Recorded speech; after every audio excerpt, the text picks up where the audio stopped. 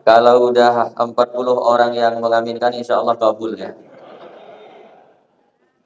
Yang saya hormati para kadis, para biro, kemudian bapak-bapak, ibu-ibu, mohon maaf tak bisa saya sebutkan satu persatu pangkat dan jabatannya. Walaupun tak bisa saya sebutkan, insya Allah kita semua yang hadir ini dimuliakan oleh Allah Subhanahu wa Ta'ala. Amin ya Rabbal 'Alamin. Pertama, saya mohon maaf juga Pak Haji Mulyadi karena baru hari ini bisa menyempatkan waktu hadir memenuhi undangan di sini. Karena memang kalau sudah hari besar Islam, jadwal ceramah itu padat luar biasa. Tadi malam saya di Komio Sudarso, kemudian pagi ini di sini, besok harus ke Jakarta, besok lagi ke Lampung, terus ke Batam, lanjut ke Korea sampai ke Hong Kong. Itu pun kalau ada yang ngundang.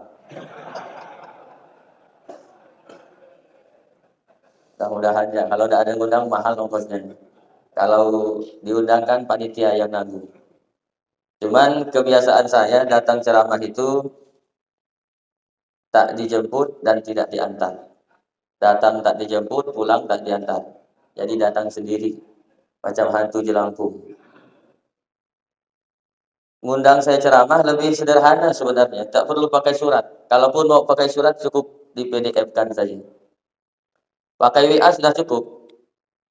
Asal sempat sehat, insya Allah saya datang. Cuman kadang-kadang saya agak tersinggung ketika ibu-ibu WA saya ngundang ceramah. Bahasanya tuh saya tidak begitu suka.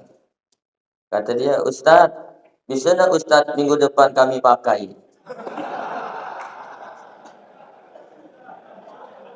Memangnya saya cowok apaan? Saya balas, jam berapa ibu mau pakai aku? Tapi yang paling parah ngundang saya ceramah itu pakai SMS. SMS yang berbayar itu Pak. Rp350. Biaya SMS dibebankan pada penerima. Langsung saya tolak. Ini panitia tak bermodal. Tapi kalau diundang di masjid gubernur ini tak mungkin pula saya tolak kan. Karena besar modalnya ini. Dari masjidnya saya udah tahu ini. Orangnya ini memang banyak-banyak duitnya. Dari sajadahnya, karpetnya warna hijau. Pasti semua duitnya warna hijau. Hijau 20.000. Merah insya Allah semuanya ya. Nah, ibu bapak yang dirahmati oleh Allah, pertama saya ingin mengajak kita supaya selalu bersyukur kepada Allah Subhanahu wa Ta'ala. Bapak-bapak, ibu-ibu yang duduk pagi hari ini di masjid ini, yakinlah ini adalah orang-orang yang dipilih oleh Allah Subhanahu wa Ta'ala. Duduk begini saja, ini sudah miliaran karunia Allah yang tak bisa kita hitung.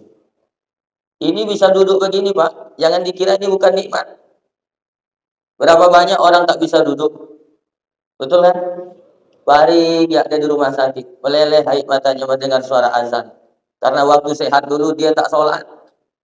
Hayya 'ala shalah, didengar dari ruang ICU, meleleh air matanya. Ngapa kau nangis bang? Kata bininya. Mau ke masjid, dulu waktu sehat kau kemana? Sehat Pak, makanya kata Nabi jaga sehat sebelum datang sakit. Maka inilah yang harus selalu kita syukuri. Duduk adalah nikmat dari Allah. Betul Pak? Nah, menjawab betul itu pun nikmat dari Allah. Berarti telinganya normal. Nah, ketawa itu pun nikmat dari Allah. Karena langsung ketawanya. Coba kalau ketawanya delay. Udah nyampe di rumah baru ketawa. Itu pasti diobati sama orang. Maka Bapak Ibu, begitu banyak nikmat yang Allah berikan, maka senantiasa kita syukuri dengan mengucapkan Alhamdulillahirabbil alamin. Termasuklah bapak-bapak yang diberi amanah oleh Allah ini, dapat posisi berada di tempat ini, jadi pejabat, syukuri itu. Jangan sampai pupur nikmat. Jabatan adalah jalan memudahkan kita masuk surga Pak. Saya Ustadz tidak bisa mencairkan dana 50 juta untuk pembangunan masjid. Tidak bisa saya. Saya hanya Ustadz, dosen. Tapi Ka'bah Kesra Bisa kan? Bisa dia. Tinggal dia minta persetujuan atasannya aja. Pak Guru gimana nih? 500 juta? Siap, tanda tangan. Itu insya Allah lebih cepat masuk surga. Tapi nanti di akhirat juga bisa kapal Kesra masuk neraka paling dulu. Soalnya bukan yang di sini, ya di sana jauh. Itu banyak tukang sunat. Dari gubernur sunat, turun ke bupati sunat, turun ke camat sunat, turun ke desa sunat. Nyampai ke rakyat cuma ujungnya aja sedikit. Banyak tukang sunat. Ah, pejabat model gitu juga nanti banyak di neraka. Ini yang di depan saya insya Allah di akhirat masuk surga semua. Anggota dewan nanti di surga banyak. Dewan ya, nanti di akhirat tuh banyak juga dewan masuk dalam surga. Cuman rakyat banyak yang protes. Begitu banyak dewan dalam surga, protes rakyat.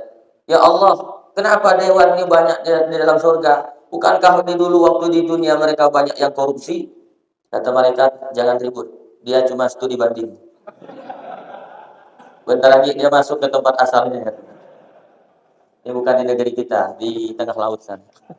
Ibu bapak yang dirahmati oleh Allah, jadi syukuri itu bekerja sebaik-baiknya. Karena tujuan manusia diciptakan itu adalah wa ma khalaqtul jinna wal insa illa liya'budun. Tidaklah kuciptakan jin dan manusia, kata Allah, hanya untuk satu tujuan, liya'budun, supaya apapun yang dikerjakannya itu bernilai ibadah di sisi Allah Subhanahu wa taala. Jadi maunya Allah itu dari mulai kita bangun tidur sampai tidur lagi itu bernilai ibadah. Coba sekarang saya tanya, Bapak Ibu, bukan mau ngetes, bukan, nanya ya. Masuk WC itu ibadah atau bukan? Bukan. Baru jadi ibadah kalau kita sebut nama Allah. Nah, gimana doa masuk WC? Apa enggak? Pak, Bapak, oi, doa masuk WC apa enggak? Allahumma barik lana makan. Allahumma inni a'udzubika minal khubusi wal khaba'is. Langkahkan kaki kiri. Maka selama kita berada di dalam toilet itu tercatat sebagai pahala di sisi Allah.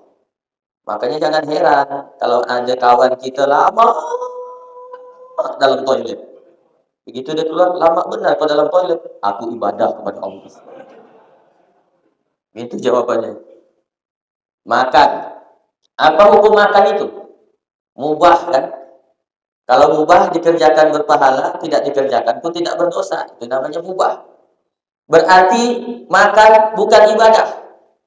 Bila dia baru jadi ibadah, ketika kita sebut nama Allah. Nah, macam mana doanya makan?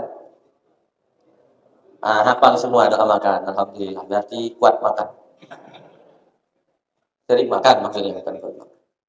Mohon maaf, ini contoh lagi. Ini udah nikah semua kan, udah keluarga semua kan Pak ya? Udah semuanya? Masih ada yang belum nikah, mohon maaf. Yang belum nikah anggap aja tidak dengar. Berhubungan suami istri itu ibadah atau bukan? Bukan. Karena kambing pun berhubungan juga. Sapi, ayam berhubungan. Kapan dia baru jadi ibadah? Ketika kita sebut nama Allah Subhanahu wa taala ketika akan berhubungan. Nah, sekarang saya tanya, hafal enggak doa berhubungan itu? Jangan main gas-gas saja. Kita tanya Pak Mulyadi ini, hafal enggak? Jadi selama ini baca apa Pak? Oh, pakai bismillah. Wah, udah lama Pak Ustadz. Ini saya nikah udah 20 tahun, tak hafal lagi dah. Istri saya pun udah enggak lagi menstruasi. Jadi udah enggak pernah saya pakai perabotan. Gimana nih Pak Ustadz? Boleh nggak kalau saya print, saya tempel di dinding kamar? Saran saya jangan. Nanti dihafal sama anak. Masuk dia besok sekolah ditanya sama ibu guru. Anak-anak, bagaimana doa bangun tidur? Dibacanya doa itu. Doa apa itu katanya? Di kamar bapak, Bu. Jadi lakukan semua itu, Pak, dengan menyebut nama Allah maka bernilai ibadah di sisi Allah. Nah, sekarang saya tanya, bekerja itu ibadah atau bukan? Bukan. Kalau tergantung niatnya. Kalau bapak turun dari rumah dengan niat untuk mencari nafkah, anak istri di rumah baca Bismillahi tawakkaltu 'alallah la haula wala quwata illa billahil aliyil azim. Maka setiap langkah kaki, ayunan tangan, hembusan napas, kedipan mata, detak jantung, aliran darah tercatat sebagai pahala sampai bapak ibu balik lagi ke rumahnya. Kalau hanya sekedar kerja ngejar setoran, tak ada pahalanya. Kita hanya sekedar ngejar setoran, bukan mencari ridha Allah, kerja pun asal-asalan, maka yang kita dapat hanya capek, letih, kadang-kadang belum lagi ditambah macet. Itu kalau bukan karena Allah, Pak, betapa ruginya nanti di akhirat, tak ada pahalanya. Maka mulai hari ini yang belum ya, tapi saya yakin semuanya sudah niat karena Allah. Tapi bagi yang belum, mulai hari ini move on. Apa move on itu? Move, pindah, on, hidup, move on, hidup pindah. Berubahlah, niatkan langkah kaki. Apalagi ini bapak-bapak sebagai pencari nafkah. Yang mencari nafkah itu Pak yang wajib bapak, bukan ibu. Ibu-ibu serajin-rajinnya istri, mohon maaf Pak, saya tidak memandang ke ibu-ibu, saya mohon maaf, tidak begitu saya lihat, karena takut hilang bahan ceramah saya. Saya biasanya kalau ceramah di tempat lain itu, ada panitia tuh ditaruhnya ibu-ibu tuh di depan semua. Cuman sayangnya yang ditaruh di depan tuh nenek-nenek. Biasanya kan yang cantik-cantik. Rusak pemandangan. Serajin-rajinnya istri, dia bukan pencari nafkah. Tidak ada kewajiban mencari nafkah. Dia hanya membantu suaminya. Membantu boleh, silahkan Bu, tidak dilarang. Selama bisa menjaga kehormatan, yakin aman, silahkan bekerja. Ini saya kasih tahu bapak-bapak. Sedekah yang paling besar itu Pak, kata Nabi, itu sedekah dengan keluarga. Hadisnya sahih, riwayat Muslim. Kata Nabi, 1 dinar kau sedekahkan untuk jihad fisabilillah. 1 dinar kau sedekahkan untuk fakir miskin. 1 dinar kau sedekahkan untuk memerdekakan budak hamba sahaya. Dibandingkan dengan 1 dinar kau sedekahkan untuk anak istrimu, pahalanya lebih besar daripada 3 yang kusebutkan tadi, kata Nabi. Kedengaran tak Pak? Pak? Kedengaran tak Pak? Apa yang kedengaran? Ini kadang bapak-bapak terbalik. Giliran raktir kawan aja royal. Nambah Pak, nambah Pak, nambah Pak, makan nih Pak, sate aja nambah Pak, nambah Pak. Giliran bini dibawa ke rumah makan baru mau ngambil ayam, jangan di kau darah tinggi. Tahu ya kata dia. La ilaha illallah. Nah, Nabi Muhammad tuh begitu. Diajak istrinya makan di luar. Kalau istri tidak sempat diajak, WA, video call.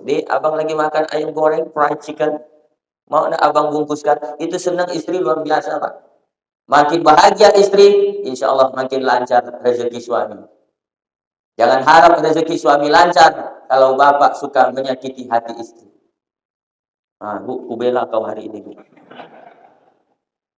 Kata ibu, inilah ceramah yang paling bagus. Tapi sayang suamiku tak ada. Ibu bapak yang dirahmati oleh Allah, itu yang pertama yang ingin saya ajak, kita harus senantiasa bersyukur kepada Allah Subhanahu wa Ta'ala. Dengan posisi yang ada ini syukuri. Sebab kalau tidak bersyukur, jatuhnya kita ini akan suka membandingkan hidup kita dengan orang lain. Kok dia pegawai baru tiba-tiba langsung diangkat jabatannya? Muncul sifat iri dengki. Kalau udah kantor manapun, kalau orang-orang sudah dihinggapi sifat iri dengki, itu lebih banyak menghujat, menghasut daripada kerjanya.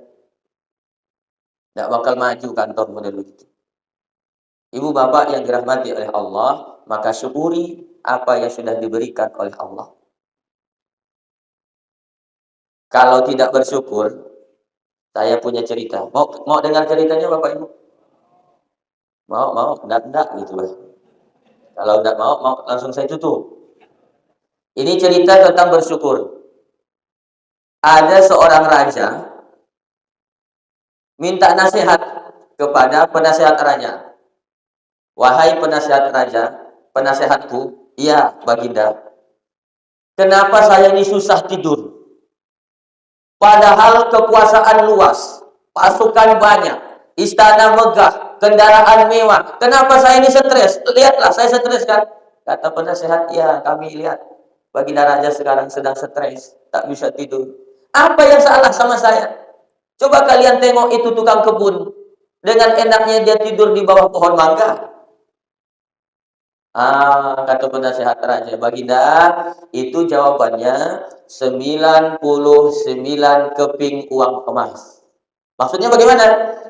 Tuan Raja masukkan dalam kotak uang emas 99 keping. Tulis di atasnya 100 keping uang emas. Berikan ke dia. Dimasukkanlah 99 keping uang emas, dikasih tulisan di atas 100 keping uang emas, dikasih ke tukang kebun. Nih, tukang kebun dapat hadiah dari raja 100 keping uang emas. Wow, kata dia, amazing. Alhamdulillah, kita kaya dapat 100 keping uang emas. Dihitung sama dia, Pak. Dihitung 1, 2, 3, 4, 10, 40, 30, 80, 89, 9. Mana satu kepingnya nih? Cari. Satu keping pun uang emas juga, cari. Sampai ke pojokan cari, sampai ke balik pintu dicari, sampai ke bawah pohon dicari, sampai ke batas istana dicari. Besoknya, kata raja, mana orang yang kupuji kemarin itu tukang kebunnya, mana dia sekarang? Dihadirkanlah tukang kebun. Hah? Kenapa dia jadi begini? Kusut, kusam, rambut acak-acakan. Nah, itu dia jawabannya Tuan Raja. Dia sibuk memikirkan yang sekeping dibanding yang 99 uang emas itu. Kita kan banyak begitu sekarang. Sekarang kita jadi stres. Sekarang banyak orang frustasi. Bukan karena kurang karunia Allah, bukan. Tapi kita kurang mensyukuri yang sudah diberikan oleh Allah Subhanahu wa Ta'ala. Sekarang saya tanya Bapak Ibu, mana yang lebih tajam? Jawab ya, jawab. Mana yang lebih tajam, kapak atau silet? Silet. Suruh dia nebang batang nangka. Bisa enggak? Enggak bisa. Jadi lebih tajam kapak atau silet? Kapak. Suruh kapak nyukur kumis. Bisa terbongkar mulut. Inilah rumus bahagia sebenarnya. Silet memang tidak lebih tajam dari kapak dalam hal menebang pohon. Tapi silet kelihatan hebatnya dalam hal mencukur kumis. Apa artinya? Jangan pernah bandingkan hidupmu dengan orang lain. Karena engkau pasti punya kelebihan tersendiri. Saya miskin Pak Ustadz, karena kau bandingkan dengan yang kaya. Makanya kata Nabi, kalau mau bahagia, unzur man huwa asfala minka. Lihat orang yang lebih bawah darimu. Insya Allah bersyukur kita, Pak. Kita suka membandingkan dengan yang lebih atas. Makanya susah mau bahagia itu. Akhirnya muncul sifat dengki sama orang. Tiba-tiba marah sama orang. Kenapa ya Bapak itu suka marah tiba-tiba sama saya? Padahal saya tak ada salah sama dia. Setelah ditelusuri, rupanya dia marah karena si Bapak itu beli mobil baru. Mohon maaf, mudah-mudahan di sini tidak ada orang pendengki di sini. Orang pendengki itu, Bapak Ibu, mohon maaf, orang pendengki itu susah gemuk. Mohon maaf yang kurus-kurus. Mohon maaf, yang kurus bukan berarti suka dengki, bukan. Ada yang memang udah gen DNA-nya dari sana memang kurus. Gimana maksud mau gemuk? Dia itu yang disebutkan oleh Imam Al-Ghazali, karahatun nikmah alal mun'ami alaihi. Tidak senang melihat orang lain mendapat nikmat. Ini akibat tidak bersyukur tadi. Ingin nikmat orang itu hilang, bahkan rusak, hancur karirnya. Begitu orang pendengki. Orang udah tidur, dia tidak bisa tidur. Orang beli mobil baru, dia punya penyakit baru. Orang naik pangkat, dia naik tensi. Orang beli kursi, jatuh gorden rumahnya, mikirkannya. Begitulah orang Pak yang iri dengki disiksa oleh perasaannya sendiri. Mudah-mudahan Allah bersihkan hati kita dari sifat dengki. Amin ya rabbal alamin. Udah habis waktunya Pak? Udah 40 menit saya ngomong nih. Tadi saya mulai, belum, baru setengah jam ya. Saya tadi mulai ngomong jam 9:05, sekarang jam 9:35. Berarti baru setengah jam. Udah cukup? Cukup? Oh lanjut. Saya biasanya ceramah di kantor-kantor ini sebentar, tapi amplopnya tebal. Apalagi di kantor gubernur ini paling tinggi udah di Kalimantan Barat ini. Nanti saya tengoklah berapa amplopnya. Gurau ya Pak Haji. Saya ceramah tuh tidak pernah mengharapkan amplop tuh tidak pernah. Amplopnya itu selalu saya buang. Isinya pun tidak penting isinya. Yang penting jumlahnya. Nah, itu yang penting. Wah, ibu bapak yang dirahmati oleh Allah. Oh, Ustaz berarti ceramahnya tidak ikhlas itu. Soal ikhlas atau tidak itu urusan saya sama Allah. Tapi urusan bapak dengan saya urusannya jasa. Serius ini. Jangan sampai nanti balik ceramah makasih ya. Makasih tadi. Oh, kalau gitu bapak kerja di sini tidak usah digaji. Makasih ya. Nah, kalau kerja di kantor gubernur itu tidak usah digaji lah Pak Ustaz. Kalau digaji berarti bapak tidak ikhlas. Bukan begitu Pak. Ikhlas itu bukan urusan kita sama dia. Ikhlas itu urusan kita sama Allah. Makanya tadi niatkan untuk Allah. Jangan sampai makasih ya. Kalau makasih ya inilah yang terakhir saya ceramah di sini. Orang bapak-bapak sekolah S1, S2, S3 itu kan habis duit ratusan juta. Masa begitu ceramah makasih ya? Man lam yaskurin nas, lam yaskurillah, kata Nabi. Siapa yang tidak berterima kasih kepada manusia, maka hakikatnya dia tidak berterima kasih kepada Allah Subhanahu wa taala. Bapak-bapak juga kan nih punya anak nih. Punya anak kan Bapak Ibu semua? Nah, anak-anaknya belajar ngaji ke bapak atau ke guru ngaji? Nah, guru ngaji. Itu guru ngajinya dikasih gaji enggak tuh? Diajarinya sampai anak kita sholat, anak kita bisa baca Quran. Jangan sampai makasih ya. Kasihlah sesuatu. Mohon maaf Bapak Ibu. Kita nih, walaupun tidak semua, kalau untuk urusan dunia, macam mati-matian kita. Tapi urusan akhirat, macam setengah-setengah. Coba lihat, kalau anak masuk sekolah, tahun ajaran baru, baju baru, tas baru, sepatu baru. Tapi giliran anak ngaji di TPA, TPQ, pecinya tai lalatan pun tak diganti. Kadang-kadang kancing bajunya lain-lain. Anak berangkat sekolah, dihantar. Tiap hari dihantar. Tapi anak pergi ngaji, tak pernah dihantar. Betul? Kalau acara band, kawinan, ngundang artis, la ilaha illallah, dijemput artisnya. Coba ngundang ustaz. Belum tentu. Belum tentu. Asal Bapak Ibu tahu, secara ekonomi, ngundang ustaz itu lebih murah daripada ngundang artis. Betul. Ngundang artis itu belum nyanyi dia, udah habis air kopi 2 ceret. Ngundang ustaz, udah 40 menit dia ceramah, air kopi pun tak ada.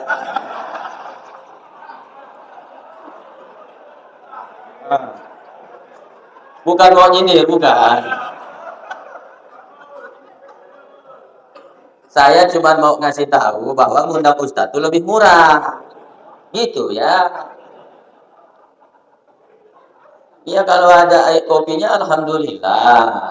Kalaupun tak ada, tolonglah diusahakan. Enggak usah Pak Haji Mulyadi, enggak usah. Saya enggak mau minta macam-macam. Takut nanti honor saya dipotong. Ibu bapak yang dirahmati oleh Allah Subhanahu wa taala, kenapa saya buat Bapak Ibu ketawa? Karena saya lihat wajah-wajah ini penuh penderitaan. Udah stres, kadang-kadang di jalan macet, dirazia polisi, nyampe di rumah dimarahi istri. Akhirnya Bapak kena penyakit S3.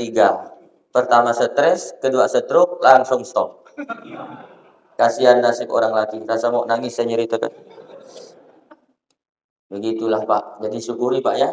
Nah itu baru yang pertama yang saya sampaikan, syukuri nikmat Allah, jangan bandingkan hidup kita dengan orang lain. Bapak Ibu kan ada tupoksinya masing-masing. Kerja aja sebaik mungkin, kerja yang ikhlas. Bukan karena diawasi oleh Pak Gubernur, bukan karena diawasi oleh Kabakesra, bukan karena diawasi oleh Kasubag. Kerja aja dengan ikhlas, berbuat sesuai dengan tupoksi tugasmu masing-masing. Orang kalau udah ikhlas tuh beda, dia akan beda kerjanya. Ada orang, tak ada orang, beda. Ada gubernur, tak ada gubernur, beda dia kerja. Tapi orang yang merasa diawasi oleh Allah sama aja. Mau ada gubernur, mau tak ada gubernur, Allah ada melihat kerja. Mau ada asisten atau tak ada asisten, Allah ada lihat kerja sebaik-baiknya. Insya Allah rezeki itu akan datang dari mana aja Pak. Nanti Bapak memberikan pelayanan yang baik dengan masyarakat. Masyarakat senang, didoakannya Bapak. Mudah-mudahan rezeki Bapak lancar kata orang. Rezeki itu tidak harus dari gaji. Ada rezeki yang paling mahal, anak istri di rumah sehat semua, sayang, setia sama kita, itu rezeki yang tak bisa dibayar pakai duit. Itu yang harus Bapak syukuri, jangan lupa itu. Karena Bapak kalau lupa, la in syakartum la azidannakum wa la in kafartum inna azabi lasyadid. Kalau bersyukur, ku tambah kata Allah. Tapi kalau ingkar, kau lupa, azab itu sangat pedih. Syukuri Pak. Jelas Pak? Alhamdulillah sudah jelas. Demikianlah yang dapat saya sampaikan. Oh, katanya udah jelas. Apa yang mau aku jelaskan? Saya, karena ini yang kedua, karena ini dalam rangka peringatan Maulid. Orang itu, saya tanya Bapak Ibu, senang nggak sih peringatan Maulid ini? Senang aja atau luar biasa senangnya? Mulutnya disuruh hadir aja duduk di luar dia. Padahal di dalam masih kosong. Adik tersinggung kedengar ceramah saya Pak. Yang tersinggung tak apa-apa. Lepas ini aku balik. Paling dimarahin nanti ini Pak Mulyadi. Pak Mulyadi janganlah ditundang lagi Ustaz Aton itu. Kenapa Pak? Tak bagus ceramahnya. Bagus menurut saya kata Pak Mulyadi. 3 dia bahas Pak, aku semua yang kena. Kalau merasa tersinggung bagus, berarti mau berubah. Tapi kalau udah biar aja lah macam angin lewat sudah tak ada harapan. Ibu bapak yang dirahmati oleh Allah, kita cinta dengan Nabi Muhammad karena Nabi Muhammad pun cinta dengan kita. Nabi Muhammad lahir hari Senin, meninggalnya hari Senin. Lahir 12 Rabiul Awal, meninggal 12 Rabiul Awal. Lahirnya tahun gajah, meninggalnya tahun 11 Hijriah. Lahir hari Senin 20 April 571 Masehi, meninggalnya tahun 632 Masehi. Umurnya 63 tahun. Jadi saya insya Allah seperti Nabi lah nanti meninggalnya. Rencana saya begitu. Jadi umur saya sekarang 31. Saya walaupun begini Pak, 31 umur saya. Istri saya 2 Bu, anaknya 2 istri saya. Jadi saya sudah ada istrinya Bu. Mudah-mudahan ibu-ibu tak ada yang kecewa. Perasaan saya aja. Saya lahir tanggal 5 Januari 1992. Nah, tanggal meninggal 5 Januari 2055. Nah, itu saya udah hitung-hitung. Umur saya sekarang 31. Nabi 63, berarti 32 tahun lagi. 32 tahun lagi insya Allah saya meninggal. Sekarang 2023. 2023 tambah 32 sama dengan 2055. Nah, itu rencana meninggal saya. 32 tahun lagi. Kalau Pak Haji Mulyadi berapa dah umurnya? 57. 6 tahun lagi. Waspadalah. Tapi cerita mati ini mohon maaf Bapak Ibu, tak ada kita yang tahu. Tak ada kita yang tahu. Makanya orang kalau ingat mati, insya Allah ikhlas dia bekerja itu ikhlas dia. Buat apa saya curang? Untuk apa saya nipu orang? Untuk apa saya korupsi? Gimana kalau ketika korupsi ini malaikat maut datang menjemput saya? Matinya su'ul khotimah. Mati dalam keadaan buruk. Makanya sering-sering ingat-ingat mati. Jangan terbalik tapi gara-gara ingat mati jadi malas bekerja. letoy. Pak, ini tugas kerjakan Pak. Biarkan aja, kita mau mati. La ilaha illallah. Justru dengan ingat mati kau akan bekerja lebih ikhlas, karena itulah yang akan kau bawa mati sampai menghadap Allah Subhanahu wa taala. Cuman kadang-kadang kita kalau udah cerita mati ini, dua pertanyaan yang selalu salah. Misal diumumkan di masjid, "Inna lillahi wa inna ilaihi rajiun." Telah berpulang ke rahmatullah Bapak Mulyadi, misalnya. Misalnya. Ada dua pertanyaan tuh yang selalu salah. Pertama, sakit apa? Coba saya tanya Bapak Ibu, apakah mati harus sakit? Ada enggak orang sehat mati? Ada orang sedang olahraga mati? Ada orang sedang tidur mati? Ada orang sedang nyantai mati? Waktu itu malah depan rumah saya lebih hebat lagi Pak. Dia sedang merokok. Jatuh rokoknya ke air, mati. Rokoknya jatuh ke air, mati. Ini nangkap nggak sih Pak saya ngomong nih? Masa nggak nangkap pegawai gubernur begini ya? Nah, jadi berarti syarat mati tidak harus sakit. Orang dengarkan ceramah ini bapak-bapak yang bekerja di kantor, balik hari ini belum tentu nyampe ke rumahnya. Nggak ada yang bisa jamin bapak itu bisa sampai ke rumah, betul? Banyak orang kejadian Pak, balik dari dengarkan ceramah mati. Yang ceramah mati jarang. Yang dengarnya ini mati. Karena tersinggung tadi dia dengar ceramah, kan melamun dia sambil motor, nabrak batang pisang. Mati. Yang kedua, pertanyaan yang selalu salah kalau ada orang meninggal. Umurnya berapa? Memangnya syarat mati harus tua? Harus tua tuh Pak, orang baru mati. Nah, ada enggak budak kecil mati? Ada masih bayi mati? Ada masih dalam perut mati? Berarti bukan masalah tua atau muda, semuanya pasti mati. Tapi Bapak Ibu jangan pikirkan bila mati, pikirkanlah apa bekal yang mau dibawa mati. Salah satunya bekerja seikhlas, setuntas, sebaik mungkin sesuai dengan bidang kita masing-masing. Niatkan karena Allah, itulah yang akan menolong kita di hadapan Allah Subhanahu wa taala. Malu kalau datang terlambat, jangan cuma absen aja. Balik lagi. Tapi tak ada yang begitu di sini kan? Oh, semuanya begitu. Salah tempat saya ngomong.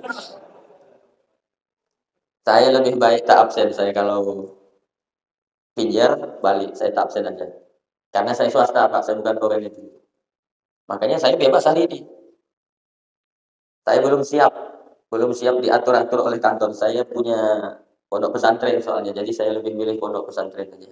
Itu maksud saya, bekerja sesuai dengan bidang masing-masing. Bapak-bapak bekerjalah, berjuang gitu. Nah, saya mau kisahkan tentang cinta kepada Nabi Muhammad. Nabi Muhammad itu cinta dengan kita luar biasa, Bapak-bapak. Ketika beliau mau meninggal itu hari Senin, turunlah malaikat Israel hari Senin 12 Rabiul Awal. Israel kata Allah, hari ini hari Senin 12 Rabiul Awal, kau cabut nyawa kekasihku Muhammad. Tapi sebelum engkau cabut, tanya dulu dia, mau atau enggak. Kalau dia mau, cabut. Kalau dia enggak mau, kau balik lagi, tunggu sampai dia mau. Nah, itu bedanya Nabi dengan kita, Pak. Nabi ditanya dulu, mau atau enggak. Coba kita tanya Pak Mulyadi sini. Yang bisa mengerjakan Pak Mulyadi kan cuma saya, Pak. Salah siapa ngundang saya? Misalkan nanti malam, malaikat Israel datang. Mulyadi, saya disuruh oleh Allah, kata malaikat Israel, mencabut nyawa Bapak. Mau atau enggak? Kira-kira jawabannya apa, Pak? Enggak mau. Ini masih muda. Betul itu, Pak. Apalagi kalau duit Bapak banyak. Begitu mati, ambil sahabat sedang ngopi pagi-pagi. Apa kata bininya? Rumahmu ku ambil, mobilmu ku ambil, tanahmu ku ambil, rukomu ku ambil. Ku pakai untuk kawin dengan brownies, berondong manis. Makanya Mbak, jangan terlalu sayang sama istri. Mati kita kawin lagi dia. Tapi tidak semua istri itu. Begitu. Kebanyakan istri itu setelah meninggal suaminya dia tidak kawin lagi. Apalagi kalau anaknya itu banyak. Satu ibu bisa merawat 10 anak, betul Bu? Tapi 10 anak belum tentu bisa merawat satu ibu, betul Bu? Hebat nggak ibu nih? Lebih hebat bapak atau ibu? Bapak baru mati bininya hari ini, belum besok, belum kering kuburan istrinya itu udah nyari lagi nih. Tapi tak semua laki-laki begitu, cuman rata-rata begitu. Satu ibu bisa merawat 10 anak, nggak mau dia kawin lagi. Jadi hebat bapak atau ibu? Hebat ibu, tapi ibu harus ingat, satu bapak bisa merawat 4 ibu. Waduh, tadi ibu tahu gini nggak datang tadi saya sudah. Kok bisa sampai ke situ ceritanya ya? Nah, ibu nggak mau dia kan? Nah, nggak mau. Tadi ditanya lah malaikat, kok mati nggak mau kata dia. Ibu bapak yang dirahmati oleh Allah, kalau nggak mau, oh berarti bapak takut mati. Takut mati tidak membuat engkau lama mati. Berani mati tidak membuat engkau cepat mati. Kalau belum waktunya mati belum. Jangan bunuh diri, Bu. Ada ibu-ibu bertengkar suami istri, Pak. Putus asa. Mau bunuh diri dia. Masuk ke dalam kamar mandi, minum mama lemon. Udah seminggu tak mati-mati. Berbuih-buih ya mulutnya. Belum waktunya mati. Bulan depan bertengkar lagi. Suami istri. Putus asa dia. Dilihatnya mama lemon, gagal. Akhirnya dia pergi ke belakang rumah, terjun ke dalam sumur. Dia lupa waktu itu musim kemarau. Gagal lagi, dia mati. Bulan ketiga bertengkar lagi. Mau bunuh diri lagi. Lihat mama lemon, gagal. Lihat sumur, gagal. Akhirnya dia ambil tali nilon, diikatkan ke lehernya. Dia sangkutkan ke pohon mangga.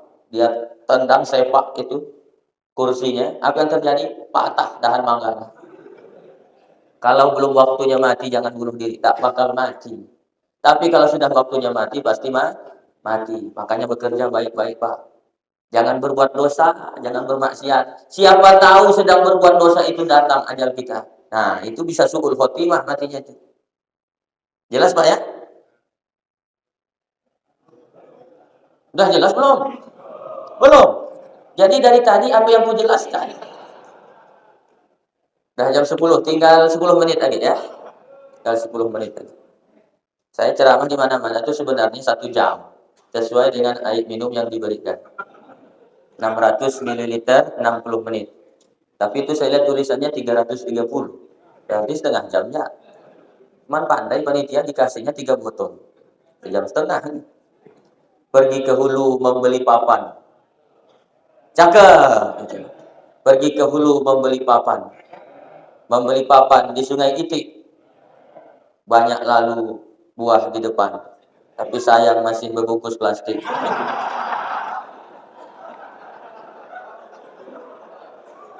Dari tadi saya datang, saya nunggu-nunggu dipersilahkan itu. Tak pula dipersilahkan itu. Rasa mau niti lur saya. Marah wajah jerak dia undang saya ceramah gini, yakin saya. Nah, ibu bapak yang dirahmati oleh Allah, Nabi cinta dengan kita. Apa kata Nabi? Muhammad, kalau kau mau nyawamu kucabut, kucabut. Tapi kalau tak mau, saya balik lagi ke malaikat Israel. Kutunggu sampai kau mau. Lalu Nabi bertanya, Israel, oh datang kopi Pak.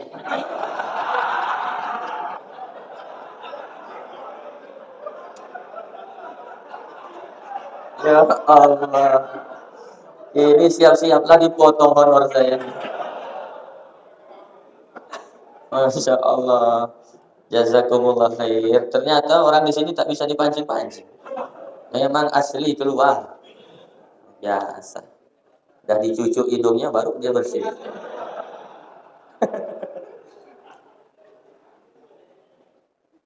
Nabi bertanya kepada malaikat Israel, Israel, saya ya Muhammad, kalau engkau mencabut nyawaku hari ini, kehormatan apa nanti yang Allah berikan? Kata Jibril, malaikat Israel ditemani oleh malaikat Jibril. Muhammad, kalau engkau dicabut nyawanya hari ini, engkau akan disaksikan oleh seluruh bidadari yang ada di langit dan yang ada di bumi. Rohmu, arwahmu akan disambut oleh seluruh bidadari. Bayangkan Pak, Nabi, rohnya akan disambut seluruh bidadari. Kira-kira senang enggak, Pak? Suka enggak, Pak? Disambut bidadari, Bapak suka? Disambut bini di rumah? Enggak suka ya, muka macam sentong patah. Enggak ada senyum-senyum sama laki. Kata Nabi, oh begitu, iya. Nabi enggak senyum. Iyalah, itu kan tentang saya tak khawatir. Apalagi kehormatan. Kata malaikat Jibril, nanti rohmu akan disambut oleh seluruh malaikat yang ada di langit dan ada di bumi. Aku pimpinannya, kata malaikat Jibril. Nah, iyalah, aku tak khawatir itu tentang saya. Yang saya mau tahu itu tentang umat saya nanti bagaimana di akhirat. Bayangkan Pak, Rasulullah, Nabi kita yang mulia, udah mau wafat masih pikirkan kita umatnya. Betapa cintanya beliau dengan kita. Apa? Coba kasih tahu aku, kata Nabi, biar aku tenang meninggalkan dunia ini. Kata malaikat Jibril, aku pernah mendengar Allah berfirman, Inni haramtul jannata ala syairil anbiya hatta tadkhula anta. Surga Allah haramkan untuk seluruh nabi, kecuali kalau engkau Muhammad sudah masuk lebih dulu ke dalamnya. Iya, itu kan tentang saya. Yang saya mau tanya itu tentang umat saya. Allah berfirman lagi Muhammad, wa inni haramtuha ala syairil umanu hatta tadkhula ummatuka. Dan surga aku haramkan untuk seluruh umat kecuali kalau umatmu Muhammad sudah masuk lebih dulu ke dalamnya. Baru Nabi tersenyum. Mendengar umatnya akan masuk surga paling dulu, Nabi baru tersenyum. Oh, nanti di akhirat umatmu masuk surga paling dulu. Iya Muhammad. Kalau begitu Israel, laksanakan tugasmu. Cabut nyawa saya. Dicabut oleh Israel roh Rasulullah dari ubun-ubun. Dari ubun-ubun atau dari kaki, Bapak? Ubun-ubun ditarik pelan sampai naik ke betis rohnya, sampai ke paha, sejuk kaki Nabi. Jadi orang mau mati itu sejuk kakinya. Makanya Bapak kalau di rumah kakinya udah sejuk-sejuk, itu berarti Bapak mau mati. Ibu-ibu cek-cek, pegang kaki lakinya. Wah, Bang, sejuk kaki kau ini, Bang. Kau mau mati enggak katanya? Apalah kau ini, aku kan habis berhujan tadi gitu. Sejuk lah. Ditarik rohnya, Pak, sampai ke paha, sampai ke perut. Tiba-tiba malaikat Jibril memalingkan wajahnya. Apa kata Nabi? Ya Jibril, jijikkah engkau melihatku? Enggak, kata Jibril, aku enggak jijik Muhammad. Kenapa kau palingkan wajahmu? Aku tidak tega melihat kekasih Allah dicabut nyawanya. Aku tahu betul sakitnya sakaratul maut itu. Apa kata Nabi? Pedih ya Jibril, pedih. Sakit ternyata sakaratul maut itu sakit ternyata, Pak. Itu Nabi.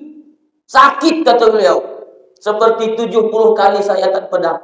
Di akhir hayatnya itu masih sempat beliau berdoa, ya Allah, jangan timpakan sakitnya sakaratul maut ini kepada umatku. Timpakan kepadaku saja ya Allah. Biar aku yang tanggung semuanya. Jangan kepada umatku. Masih mau apa? Masih mikirkan kita Rasulullah, Pak. Nggak ada pemimpin sampai sekarang model begitu. Sampai ditariklah rohnya. Sampai roh Rasulullah di kerongkongan.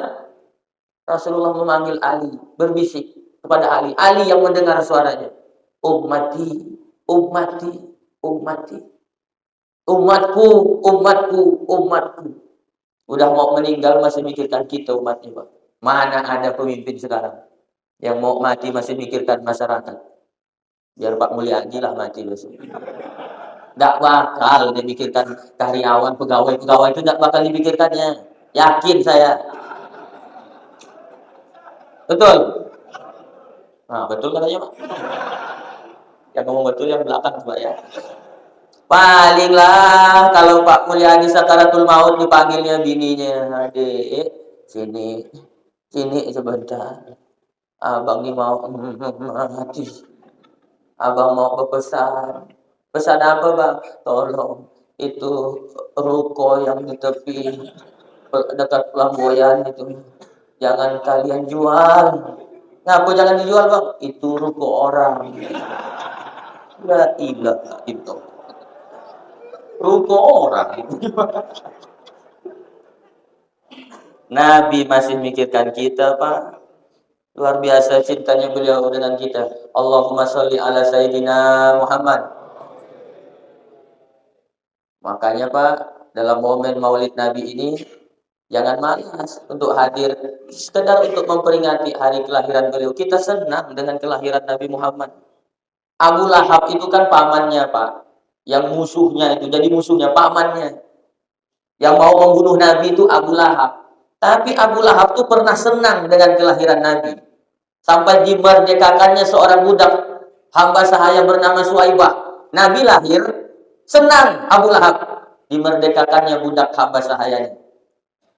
Hamba sahaya itu, Pak, harganya paling murah 50 juta. Berarti Abu Lahab menyambut maulid kelahiran Nabi telah menyumbang 50 juta.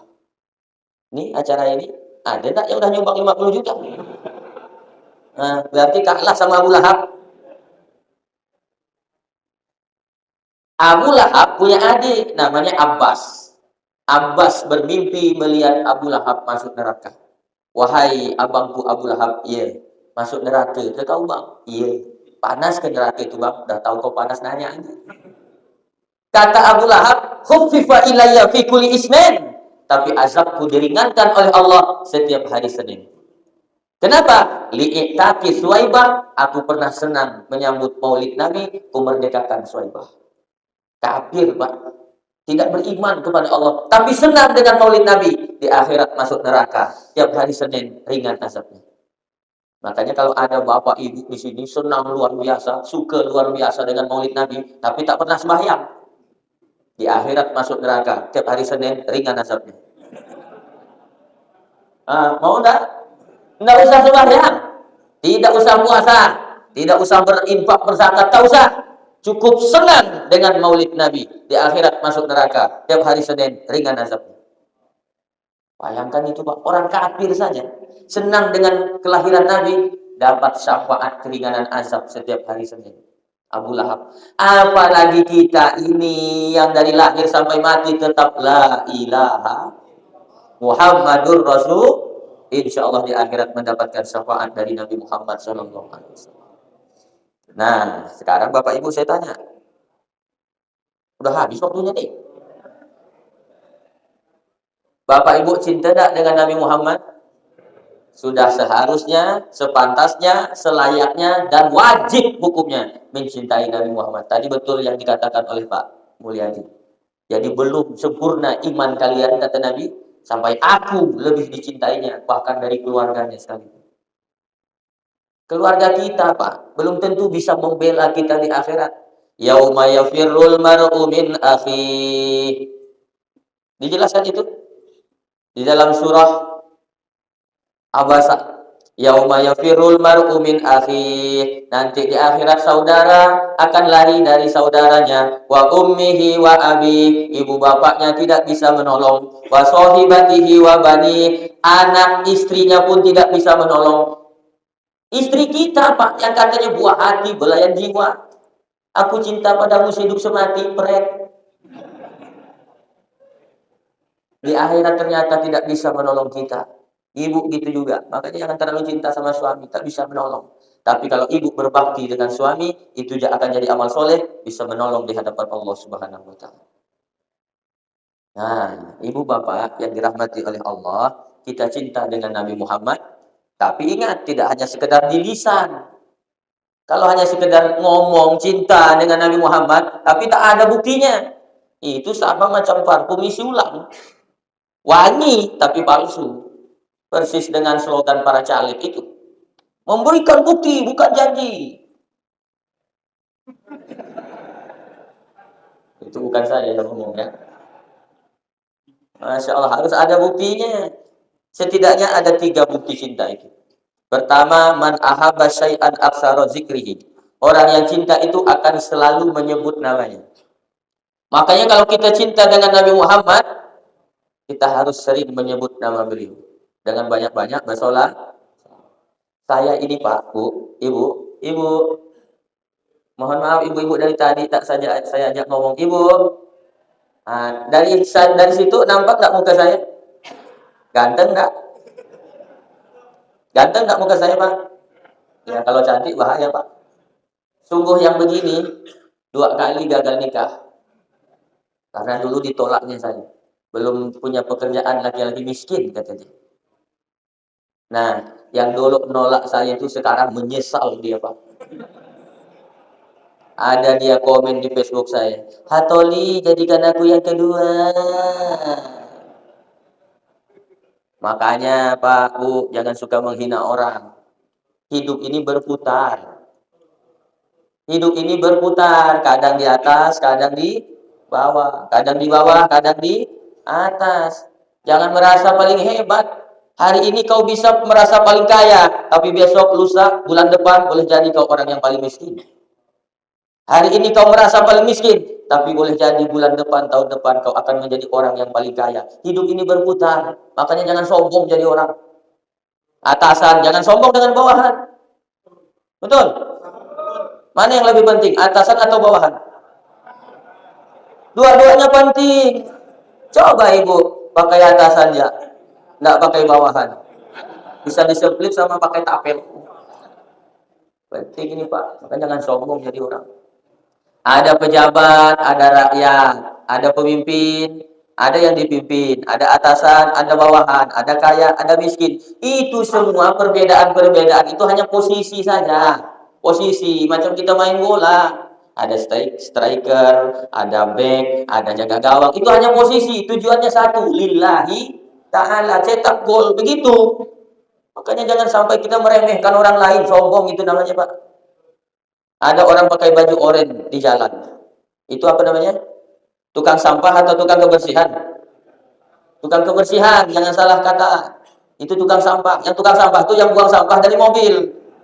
Itu tukang sampah namanya. Sekolahnya tinggi katanya, kantornya bagus, tapi buang sampah dari mobil. Itu tukang sampah asli. Yang baju oranye itu tukang kebersihan. Nggak ada tukang kebersihan kotor Pontianak. Jadi semuanya kita ini penting. Jangan meremehkan pekerjaan orang lain. Sombong itu kata Nabi dua cirinya. Batarul haq wa ghamtun nas. Menolak kebenaran dan meremehkan orang lain. Itu orang sombong. La yadkhulul jannah, tak masuk surga kata Nabi. Man kana fi qalbihi misqala habatin min kibrin. Orang yang di dalam hatinya ada sifat sombong walaupun sebesar debu. Ini hanya posisi saja, Pak. Yang katanya pangkatnya hari ini paling tinggi, besok lusa boleh jadi ditangkap KPK, masuk penjara, selesai. Betul? Jadi perbedaan yang ada ini sebenarnya ingin membuktikan inilah keadilan Allah. Supaya apa Pak Ustadz? Kata Roma Irama, agar roda kehidupan bisa berputar, berjalan. Kan gitu ya? Memang sudah diatur dalam hidup ini semua berbeda. Ada yang miskin, ada yang sedang, dan ada juga orang kaya. Agar satu sama lain bisa saling memerlukan. Agar roda kehidupan bisa berputar, berjalan. Kan biasanya ada ujungnya gitu kan? Iya Pak, begitulah Allah ciptakan perbedaan ini. Bukan untuk saling menghina, bukan untuk saling menjatuhkan, bukan untuk saling merasa lebih paling berjasa. Tidak bisa Pak. Kita tidak bisa hidup tanpa orang lain. Ini hanya titipan semua jabatan yang Allah titipkan. Ilmu Allah titipkan, harta Allah titipkan. Tergantung kita gunakan untuk apa. Nah jadi orang yang cinta itu akan banyak menyebut namanya. Saya dulu ketika jatuh cinta begitu. Dulu saya pernah jatuh cinta. Dulu. Sekarang pun masih suka jatuh cinta sama istri saya. Kalau udah jatuh cinta itu sering disebut namanya. Gimana kabar si dia? Gimana kabar si ahlaknya Bu? Tanya ke guru. Itu lagi jatuh cinta. Begitulah kalau kita jatuh cinta kepada Nabi Muhammad. Akan selalu menyebut nama beliau. Yaitu dengan banyak-banyak bersolat. Salatullah salamullah ala toha rasul. Salatullah salam ala yasin tawasalna bismillah wa bil hadi rasul wa kulli mujahidinillah bi ahlil badri ya Allah. Bapak Ibu, kalau ada waktu sela-sela kosong, manfaatkan untuk selawat. Insya Allah itu bisa mengobati hati kita yang galau. Karena Rasulullah itu disebut dengan tibil qulub. Tibbil tib, tabib itu dokter bahasa Arab. Kulub hati, tibbil kulub dokter hati. Dengan banyak bersolawat kepada Nabi, insya Allah terobati hati kita yang galau, Pak. Sambil bayangkan Anda yang berjumpa dengan Rasulullah, apa yang mau saya katakan ini. Berselawat aja jarang, lebih banyak bergosip saya ini. Sambil selawat itu, Pak, insya Allah tenang hati kita. Makanya ada selawat namanya selawat tibbil. Allahumma sholli ala sayyidina Muhammadin tibbil qulubi wa dawaiha wa afiyatil abdani wa nuril absari wa diyaiha wa ala alihi wa sahbihi wa sallim. Selawat pokoknya. Bu, ibu, kedengaran tak suara saya, Bu? Nah, ibu di rumah sambil masak boleh tak berselawat? Boleh, bagus itu. Pahala dapat, masakan jadi enak. Itu dulu nenek saya di rumah. Kalau goreng tempe, masih berselawat. Sholatullah. Sampai setengah jam goreng tempe. Hangus lah. Wan, kata saya, minta tempe, ambil lah, kata dia. Hangus, Wan, gara-gara selawat. Mak saya sambil masak berselawat. Terhidang masakan pun sedap-sedap, nyaman. Karena pakai selawat. Saya sekarang ini udah jarang dengar ibu-ibu itu selawat sambil masak. Nyanyi, ya nyanyi. Suami ditelepon tak diangkat-angkat, nyanyi. Suami selingkuh, nyanyi. Masakan tak dimakan sama suami, nyanyi. Perasaan ku berbakti untukmu. Makan pagi ku siapkan semua. Mati atau hilang perasaanmu, apa memang pindah ke apal juga rupanya. La ilaha illallah Muhammadur Rasulullah. Nyanyi. Laki ditelepon gak diangkat-angkat, nyanyi. Aku telepon gak diangkat-angkat. Aku SMS gak dibalas-balas. Udah sebulan gak pulang-pulang. Aku di rumah tidur kedinginan. Ada tetangga tahu bawa berita duka. Rupanya suamiku sedang bahagia bersama maduku. Kawin lagi. Nyanyi lagi. Laki selingkuh, nyanyi lagi. Jerah. Pokoknya nyanyi terus. Udah, Bu, mulai hari ini kurangi itu. Kalau betul cinta dengan Nabi Muhammad, ganti dengan sholawat. Oh ya Jamalu, ya Jamalu. Kan gitu bagus, Pak. Apa arti Jamalu? Itu ada hadisnya, bukan sembarangan. Jadi Nabi di rumah tuh menjahit pakaian malam hari, pakai lampu lentera. Padam lampunya, Pak. Ditiup angin. Tiba-tiba Siti Aisyah melihat wajah Rasulullah bercahaya wajah Nabi itu, Pak. Apa kata Siti Aisyah? Oh ya Jamal, wahai indahnya luar biasa. Makanya muncul lagu itu, oh ya Jamal. Itu sholawat itu memuji Nabi Muhammad, bukan sembarangan. Kayaknya ganti. Ustadz tadi kok bisa hafal banyak lagu begitu? Ustadz sering buka lagu berarti di rumahnya. Nggak pernah, Pak. Nggak pernah saya buka lagu di rumah. Itu Ustadz tahu dari mana? Tetangga sebelah.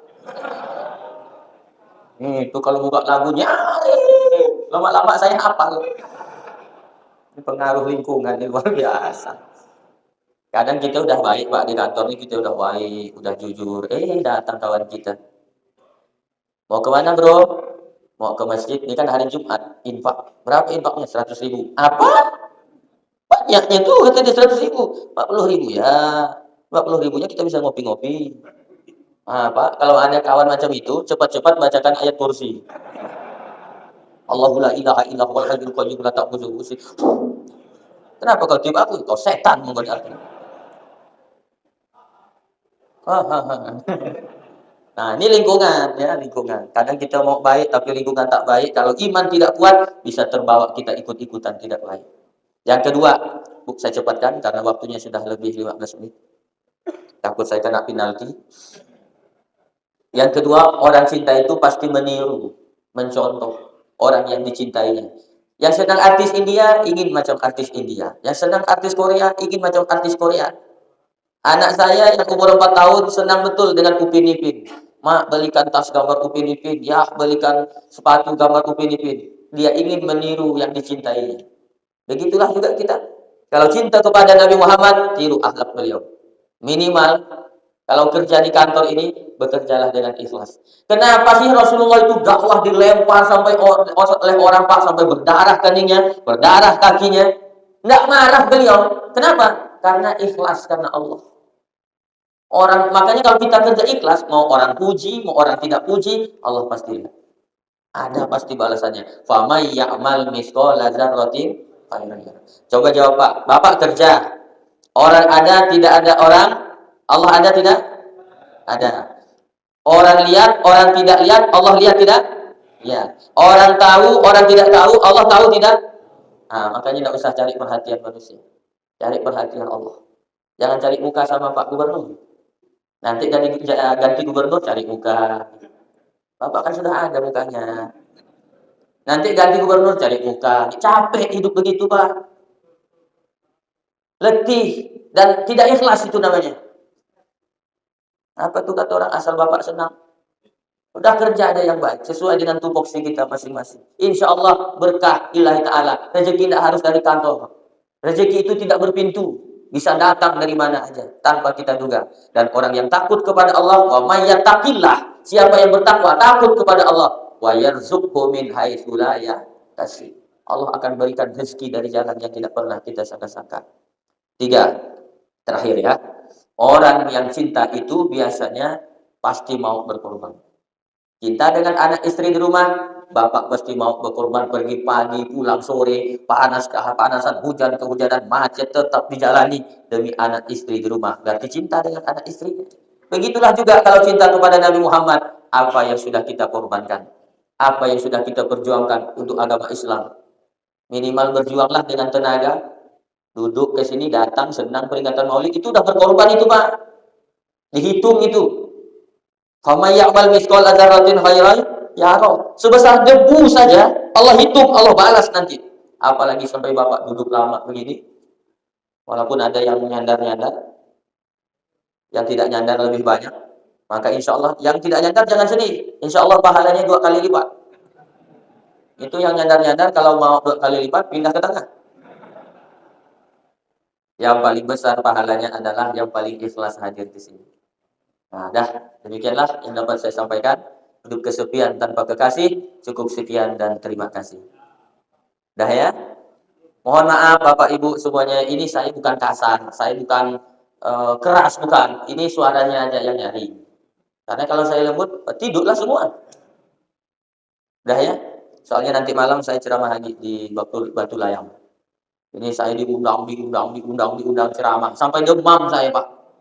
Ini 96 titik, ini yang tempat yang ke-46. Masih ada 50 masjid lagi. Begitu saya demam, satu pun panitia tak ada yang peduli. Masih gak istri di rumah yang peduli. Sakit kakinya bang, sakit. Pening kepalanya bang, pening. Mau gak bang adik buatkan teh manis? Mau. Makanya saya sayang betul sama istri saya. Kalau belum mati dia, belum mau saya tanam. Serius Pak. Aduh Siti Aisyah mandi di kali rambutnya basah. Sampai sinilah kita berpisah. Insya Allah jumpa lagi di lain kisah. Saya doakan Bapak Ibu semuanya sehat selalu, berkah rezekinya, sehat juga keluarganya, Allah bahagiakan hatinya, dan Allah berikan keselamatan dunia dan akhirat. Amin ya rabbal alamin. Tadi saya mulai ceramah jam 9:05, sekarang jam 10:25, berarti saya ceramah ini 80 menit, 1 jam lewat 20 menit. Ini lama ini. Ya, mudah-mudahan tidak tekor lah ceramahnya. Ya.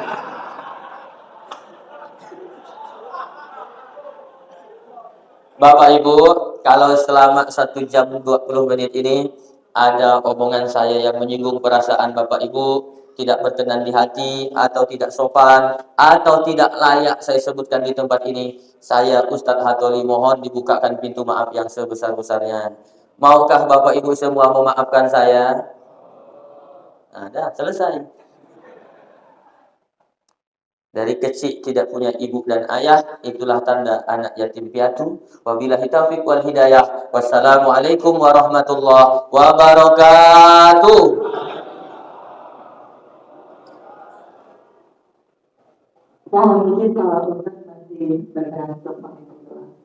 Cek cek, ayo. Mari Bapak Ibu kita sempurnakan acara kita pada pagi hari ini dengan berdoa kepada Allah Subhanahu wa taala. Mudah-mudahan saat ini Allah berkenan mengabulkan doa-doa kita. A'udzu billahi minasyaitonir rajim. Bismillahirrahmanirrahim. Alhamdulillahi rabbil alamin. Allahumma shalli wa sallim wa barik ala sayyidina wa maulana Muhammadin wa ala alihi wa sahbihi ajma'in.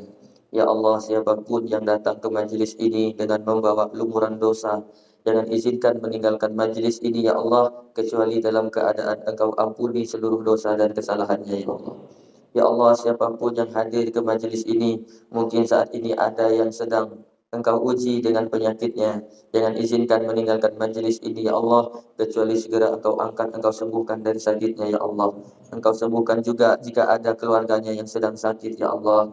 Allahumma ya Allah, siapapun yang datang ke majelis ini, mungkin saat ini ada yang sedang tertimpa masalah yang tidak punya jalan keluar. Jangan izinkan meninggalkan majelis ini ya Allah, kecuali segera Engkau berikan jalan keluar, solusi dari masalah yang sedang dihadapinya ya Allah. Ya Allah, siapapun yang hadir ke majelis ini, mungkin ada yang sudah lama menikah tapi belum dikaruniai keturunan. Jangan izinkan meninggalkan majelis ini ya Allah, kecuali segera Engkau karuniakan anak kepada mereka ya Allah. Karuniakan kepada mereka anak cucu keturunan yang soleh dan solehah. Begitu juga kepada kami yang sudah punya anak ya Allah, jadikan anak cucu kami anak keturunan yang soleh dan solehah. Anak yang akan selalu menyebut nama kami dalam setiap doanya. Anak yang akan selalu memohonkan ampun atas segala dosa-dosa kami orang tuanya.